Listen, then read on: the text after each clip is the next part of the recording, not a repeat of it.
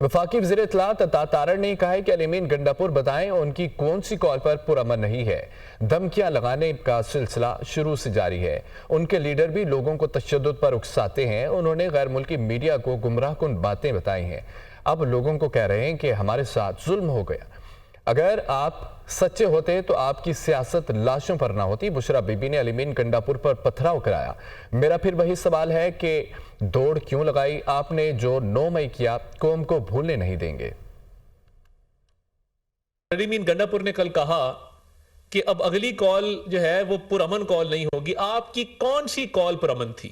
वहां पे बुशरा बीबी ने पथराव करवाया, अल-यमीन गंडापुर पर बोतलें फेंकवाई, उसको गालियां पड़वाई। मेरा तो फिर भी वही सवाल है कि दौड़ क्यों लगाई? तो अब जो है वो लाशों की सियासत और झूठ की सियासत। और देखिए जो 9 मई आपने किया ना, कौम को कभी भूलने नहीं देंगे कि बाहर से जो मुल्क दुश्मन अनासिर फंडिंग करके एक डिजिटल मीडिया कैंपेन मुल्क की फौज के खिलाफ चला रहे हैं और तरह तरह के आर्टिफिशियल इंटेलिजेंस के ज़राए इस्तेमाल कर रहे हैं। बड़ा आसान है इनको काउंटर करना और हम कर रहे हैं। इंशाल्लाह ताला पूरा बंदोबस्त करेंगे। अब इनके हम पीछे जाएंगे, इनको किसी एक को भी स्पेयर नहीं करेंगे। आपने कहा जी ये फौजी प्रोडक्ट्स का बॉयकॉट करो, अस्करी बैंक के शेयर्स ऊपर चले गए, फौजी फूड्स के शेयर्स ऊपर चले गए।